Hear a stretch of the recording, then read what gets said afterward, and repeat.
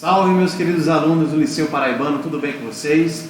Sou o professor Thales e estou aqui mais uma vez para tentar ajudar vocês nesse processo da prova mais importante de sua vida, né? Que vai ser esse Enem. Então espero poder ajudar nesse caminho e vamos começar com mais uma aula. Vamos lá? Então, mais uma vez, segunda aula com o professor Thales Giovanni, que sou eu. Deixa eu pegar aqui. Show de bola. Vamos começar. O contrário? Não, o de baixo. Beleza? Então, não se pode fazer a prova sem saber. O que é que vocês não podem fazer a prova de espanhol sem saber? É que el alma solo entiende música.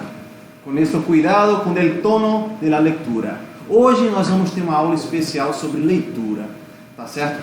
E por quê? Porque, como eu falei agora, que a prova do Enem é a prova mais importante de sua vida, você não pode ler essa prova de qualquer jeito.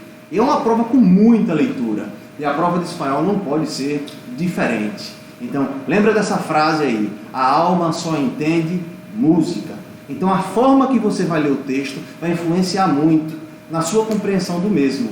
Tá certo? É melhor você ler uma vez bem feito do que você precisar ler repetidas vezes o mesmo texto. E até vou dar algumas dicas de como você fazer um mapa mental no meio das leituras. Tá certo? Para não ficar repetindo.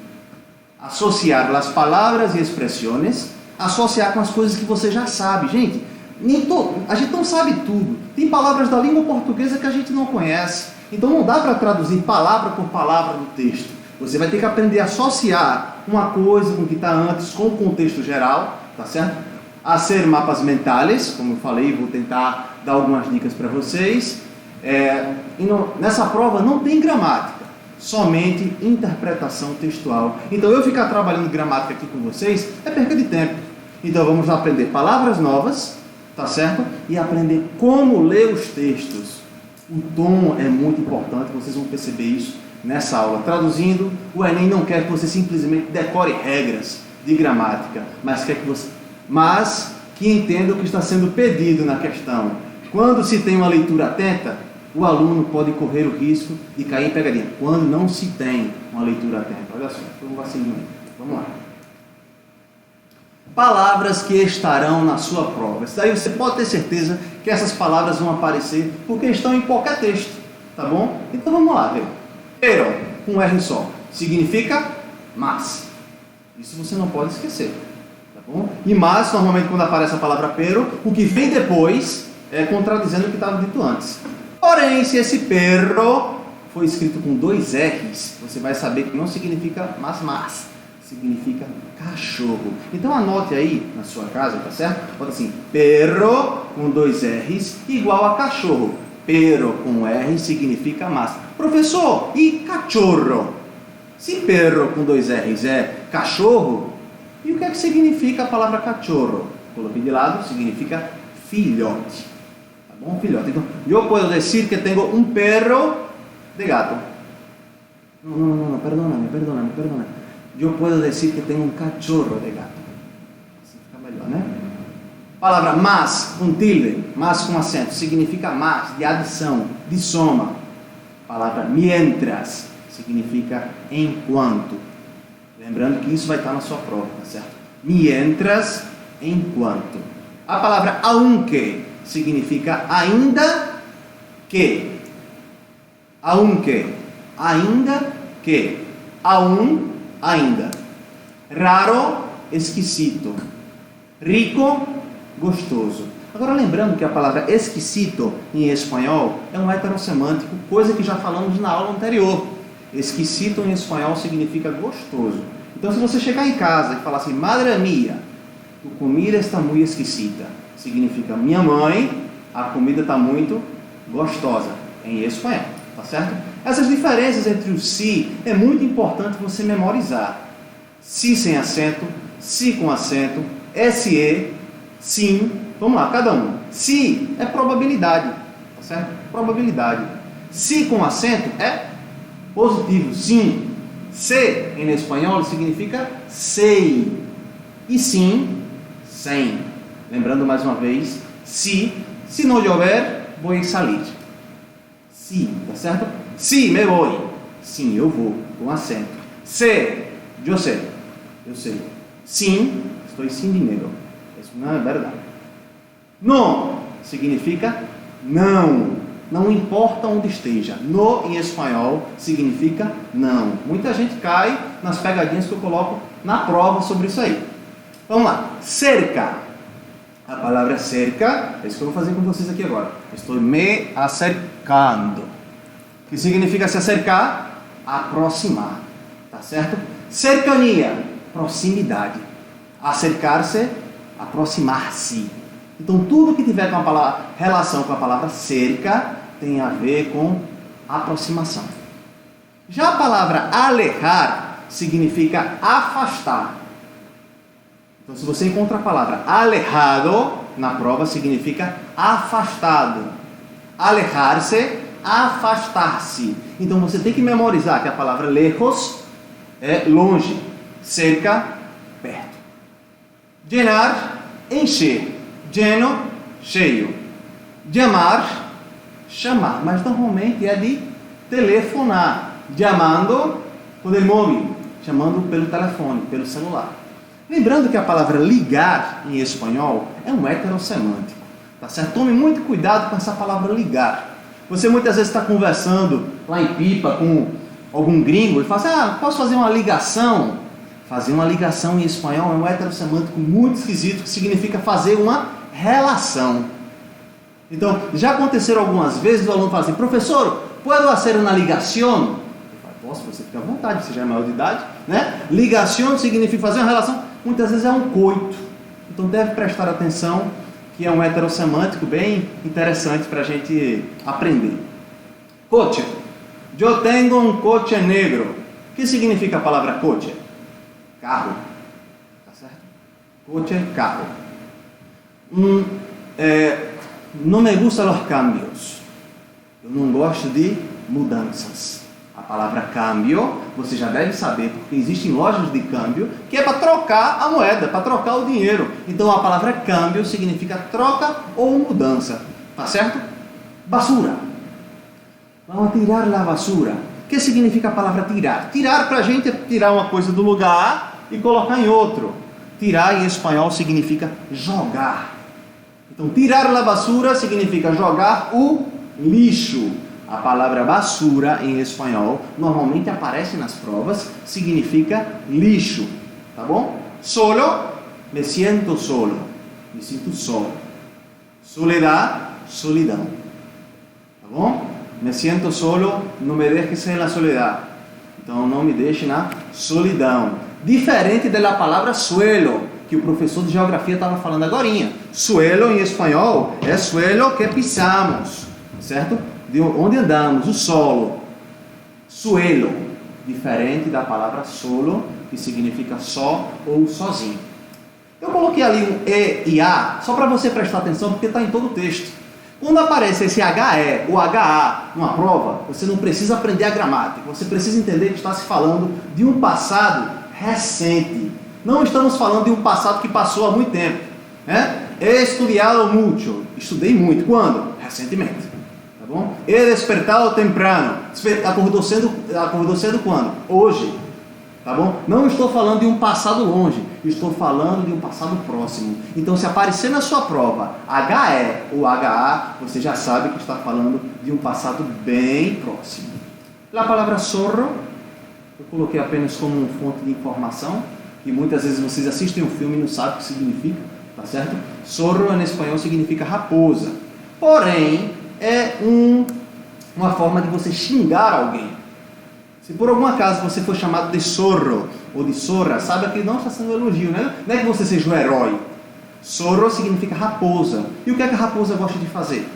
Né? Ela já tem aquela fama de gostar de pegar o que não é dela, né? Se você assistir a Dora Aventureira, você sabe disso, né? Raposa não pega, né? Vamos lá. Siglos. Siglos. Estamos no siglo XXI. Então são séculos. Siglo, século. A diferença entre T sem acento e T com acento, com tilde, T sem acento é teu. T com acento é chá. Então preste atenção que é uma breve coisa, mas aparecer numa prova que a pessoa está tomando T, você não vai ficar tão perdido. Lograr, conseguir. Tá certo? vamos lograr uma boa nota, ¿sí? E não vamos olvidar o que estou falando. Acordando que olvidar é esquecer. Gente, está escrito aí embaixo que traduzir não é uma das tarefas mais fáceis. O meu papel aqui não é ensinar vocês a traduzir. O meu papel aqui é ensinar você a ler e tentar entender o que está no texto. Mas para isso, eu vou te ensinar algumas técnicas de leitura. Você poderia pegar esse texto lindo de Eduardo Galeano e ler como se fosse qualquer coisa, né? Por la entrada de Ollantaytambo, cerca de Cusco, que me havia despedido um grupo de turistas. Eu posso ler dessa forma? Posso. Mas qual o problema? O problema é que eu não vou entender. Eu vou precisar ler de novo, de novo, de novo, até que se torne claro. Eu vou tentar explicar para vocês uma técnica de leitura, para que vocês façam a prova. Lembra, gente, é a prova mais importante da sua vida. Então, se você não pode ler de qualquer jeito, não pode ler cansado. Eu sei que são muitas leituras, mas lembra que cada questãozinha que você acerta se aproxima mais do seu sonho. Então, lê com carinho, lê com atenção, tá certo? Então, o nome do texto é Celebração de la Fantasia. A celebração da fantasia com Eduardo Galeano. Foi a la entrada del pueblo de Ollantaytambo, cerca de Cusco. Eu me havia despedido de um grupo de turistas e estava solo, mirando de lejos, lembra a palavra lejos? La ruína de piedra, quando um niño del lugar, Encleque Haraposo, se acercou a pedir-me que le regalara uma lapicera. Não podia dar-lhe a lapicera que tinha, porque estava usando em não sei o que aburridas anotações. Pero le oferecí para dibujarle un cerdito en la mano. Súbitamente se corrió la voz. De buenas a primera me encontré rodeado de un enjambre de niños que exigían a grito pelado que yo le dibujara bichos en sus manitas, cuarteada de mugre y frío. Pieles de cuero quemado. Había quien quería un cóndor y quien una serpiente. Otros preferían lorichos o lechuzas. Y no le faltaba quien pedía un fantasma o un dragón. E então, em meio daquele alboroto, um desamparadito que não alcançava mais de meio metro do suelo, me mostrou um reloj dibujado com tinta negra em sua muñeca. E me lo mandou um tio mío, que vive em Lima, dijo. E anda bem? Le perguntei. Atrasa um pouco, reconheceu. Devemos prestar atenção que a leitura, para ser bem feita, na realidade, ela precisa ser uma leitura atenta. Certo? Não vai ler como se fosse qualquer coisa, não. Vai ler e vai marcando as palavras que você já sabe. Vai ler e vai criando aí, juntando, para que você não precise, quando for reler o texto, ler o texto todo novamente. Eu vou ler agora em português, mas lembrando que aqui não é uma aula de tradução, tá certo, gente? Aqui é uma aula que você cria estratégias de conseguir ler o máximo possível e entender o que está escrito no texto. Então, foi na entrada do povo de Ollantaytambo, próximo de Cusco. Eu havia me despedido de um grupo de turistas e estava sozinho, olhando de longe as ruínas de pedra, quando o menino do lugar, mal vestido, fedendo, se aproximou e me pediu que eu lhe regalasse, quer dizer, me desse de presente um lápis. Eu não podia dar o lápis que eu tinha, porque eu estava usando em não sei quais chatas anotações. Porém, ofereci para desenhar um porquinho na sua mão. E subitamente a voz correu, todo mundo ficou sabendo. E de buenas a primeiras, ou seja, de uma hora para outra, me encontrei arrodeado de um enxame de crianças que exigiam, gritando, desesperados, que eu desenhasse bicho também nas suas mãozinhas sofridas de magreza e frio. Peles de couro queimado. Havia quem queria um pássaro com dor, outros queriam uma serpente, outros preferiam louros ou até mesmo corujas. E não faltava quem pedia fantasmas ou um dragão. E então, no meio daquela bagunça, um desamparadinho, que não passava mais de meio metro do chão, suelo, lembra a palavra suelo, tá certo? Me mostrou um relógio desenhado com tinta negra na sua mãozinha. E falou assim, me deu um tio meu que vive lá em Lima. Perguntei, e funciona bem? Perguntei, ele falou, atrasa um pouco. Então, por isso o nome do texto é Celebração da Fantasia. Preste atenção na forma que o texto é lido, tá certo? Leia degustando, tá certo? Palavra por palavra, que eu garanto a vocês que vai ser muito mais... Imagina que William Bonner está lendo o texto, tá certo? Imagina que é uma coisa importante, você não pode ler como se fosse qualquer coisa. Uma leitura feita de uma forma bem feita, ela não tem necessidade de ser relido e relido, tá bom? passar em frente. Cuento de la vaquita. Outro texto, devemos nos habituar com leitura. Certo? Nos habituar com leitura. El cuento de la vaquita. El cuento de la vaquita relata una historia de un maestro de la sabiduría que paseaba en el campo con su discípulo. Un día encontraron una humilde casa de madera habitada por una pareja y sus 3 hijos. Todos iban mal vestidos, con ropa sucia y rota. Sus pies estaban descalzos y el entorno denotaba una pobreza extrema. El maestro le preguntó al padre de familia cómo hacían para sobrevivir, ya que en aquel sitio no existían industrias ni comercio, ni se veía riqueza de ninguna parte. Con calma el padre de familia contestó: mire usted, nosotros tenemos una vaquita que nos proporciona varios litros de leche al día. Una parte la vendemos y con el dinero compramos otras cosas.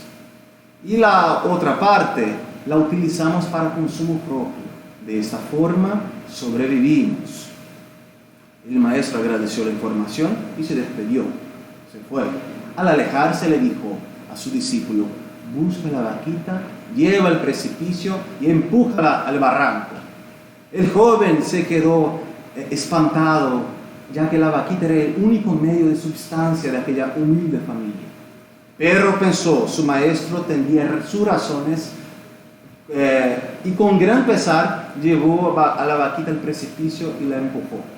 Aquella escena se quedó grabada en su mente durante muchos años.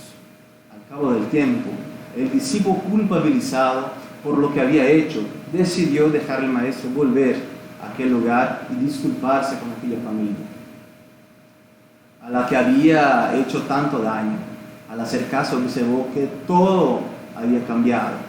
Una preciosa casa estaba rodeada por árboles, donde muchos niños jugaban, y había un automóvil aparcado. El joven se sintió triste y desesperado porque él pensó que aquella humilde familia vendió todo para sobrevivir. Cuando preguntó por ello, le contestaron que seguía allí, que no se habían marchado. Entró corriendo a la casa y se dio cuenta que, puede tirarme Photoshop, dio cuenta que estaba habitada con aquella misma familia que antes. Entonces le preguntó al padre de familia qué había pasado, y este con una amplia sonrisa contestó: teníamos una vaquita que nos proporcionaba leche y con la que sobrevivíamos, pero un afortunado día la vaquita se cayó por un precipicio y murió. En este momento nos vimos obligados a hacer otras cosas, a desarrollar otras habilidades que nunca habíamos imaginado poseer. De esta forma comenzamos a prosperar y nuestra vida cambió. Vamos a volver y leer el texto en português. A história da vaquinha ou o conto da vaquinha. O conto da vaquinha relata a história de um professor, mestre da sabedoria, que passeava no campo com seu discípulo. Um dia encontraram uma casa de madeira habitada por um casal e 3 filhos. Todos iam mal vestidos, com roupa suja e rasgadas. Seus pés estavam descalços e no entorno se percebia uma pobreza extrema. O professor perguntou ao pai de família como é que faziam para sobreviver, já que naquele lugar não existiam nem indústrias, nem comércio, nem se via em nenhuma parte riqueza.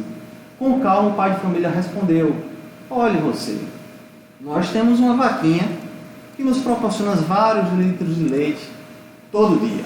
Uma parte vendemos e com o dinheiro compramos outras coisas, e a outra parte utilizamos para o nosso próprio consumo. Dessa forma sobrevivemos. O professor agradeceu a informação, se despediu, se foi, e ao se afastar, disse ao seu discípulo: pega aquela vaquinha, leva para o precipício e empurra ela lá de cima. O jovem ficou espantado, já que a vaquinha era o único meio de subsistência daquela humilde família. Porém pensou que seu professor tinha suas razões, e com grande pesar no coração, levou a vaquinha ao precipício e jogou ela lá de cima. Aquela cena ficou gravada na mente do aluno durante vários anos, e ao passar do tempo, o discípulo, culpabilizado pelo que tinha feito, decidiu deixar o maestro voltar. Decidiu deixar o maestro e voltar àquele lugar para se desculpar com aquela família a que havia feito tanto mal. Ao aproximar, viu que tudo estava diferente, tudo tinha mudado. Uma preciosa casa estava rodeada por árvores, onde muitas crianças brincavam e havia um automóvel estacionado. O jovem se sentiu triste e desesperado, porque pensou que aquela humilde família tinha vendido tudo para sobreviver. Mas quando perguntou por eles, responderam que seguiam ali, que não haviam ido embora.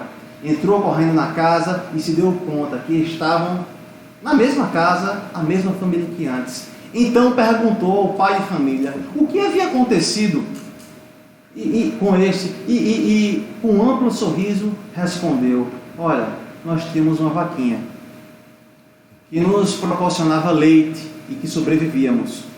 Porém, um afortunado dia, a vaquinha caiu do precipício e morreu. Nesse momento, nos vimos obrigados a fazer outras coisas, a desenvolver outras habilidades que nunca havíamos imaginado possuir. Desta forma, começamos a prosperar e a nossa vida mudou. A pergunta que eu faço a vocês é: qual a vaquinha que vocês têm? Todo mundo tem muitas vaquinhas.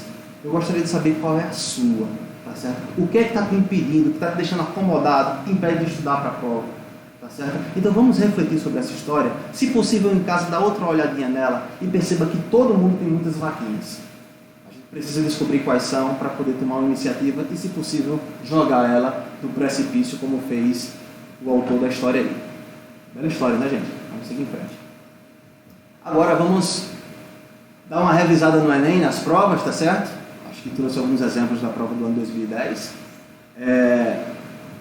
Revisão do Enem, não dá nome para ler ali, mas é uma frase engraçada e esse espanhol daí não está correto. Se você estiver vendo melhor do que eu, saiba que foi uma piadinha, tá certo?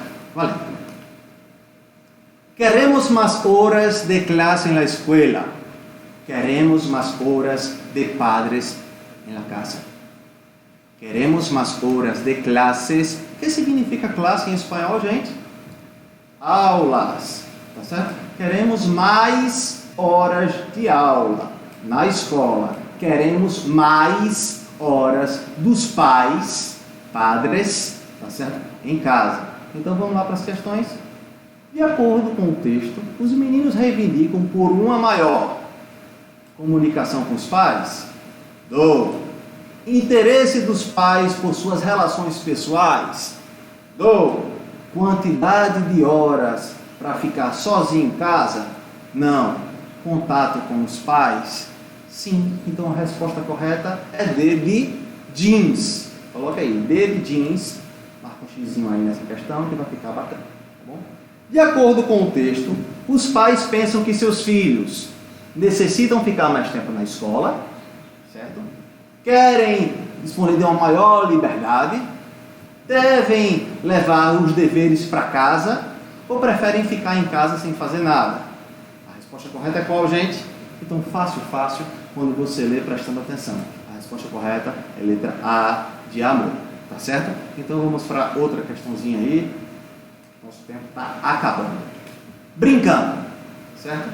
Llega al México con diseños atléticos, pero muy fashion. Tiene un toque vintage, con diferentes formas de combinación de colores. Lo más cool, lembrando que cool é legal, tá certo? De estos tenis é que tiene bolsas para guardar llaves o dinero. Son ideales para hacer ejercicios y con unos jeans obtém um look urbano.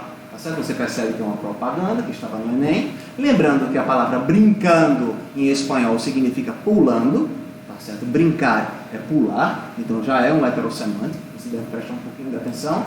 Então vamos lá. Lembrando que as questões do Enem, as perguntas são em português. Então facilita muito a vida da gente. O texto está em espanhol, mas as questões em português. Então já facilita demais, né? Então, o texto publicitário utiliza diversas estratégias para enfatizar as características do produto que pretende vender. Assim, no texto, o uso de vários termos de outras línguas que não a espanhola tem intenção de quê? A. Atrair a atenção do público ao alvo que é o alvo da propaganda. B. Popularizar a prática de exercícios esportivos. Claro que não, gente. Agradar os compradores ingleses desse tênis? Não. Incentivar os espanhóis a falar outras línguas? Não.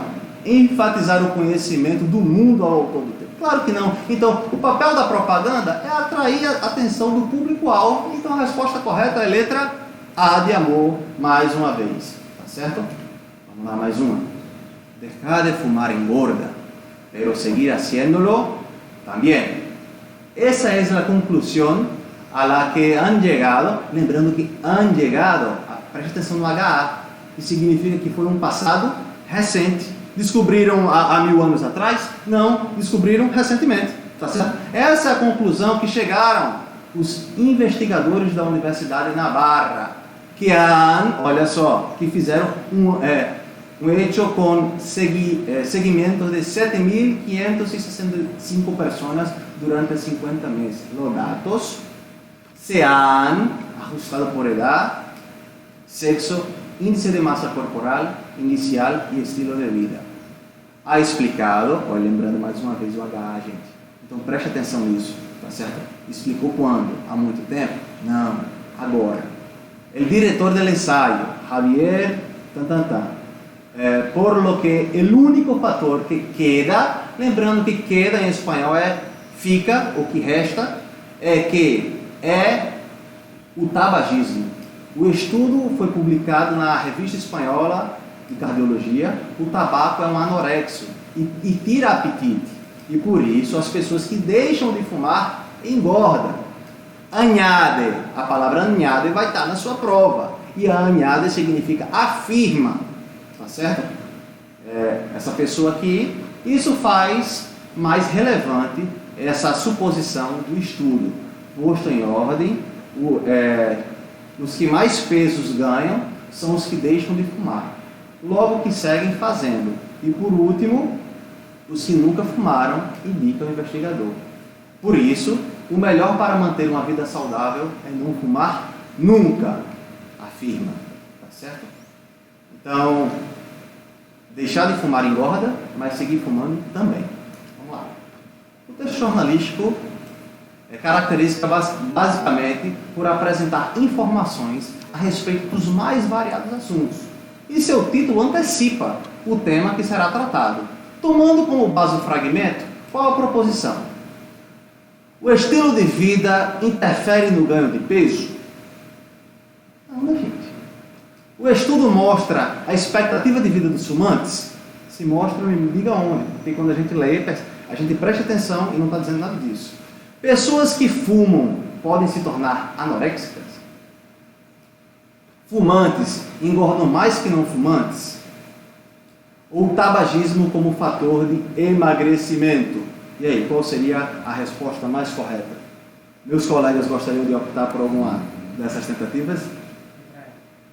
A resposta correta, letra E, tá certo? Então espero que tenha ficado claro. Escute as dicas dos professores, tá certo? Se possível, comece a fazer algumas meditações em casa, trabalhar a respiração. No dia da prova, se a gente não se encontrar antes, leva alguma coisa doce para comer, para jogar uma glicose para o seu cérebro. Lembra de respirar fundo, tá certo? E fazer com segurança, fazer uma leitura boa, para não precisar ficar repetindo várias vezes. Espero ter ajudado vocês. Fiquem com Deus e até a próxima.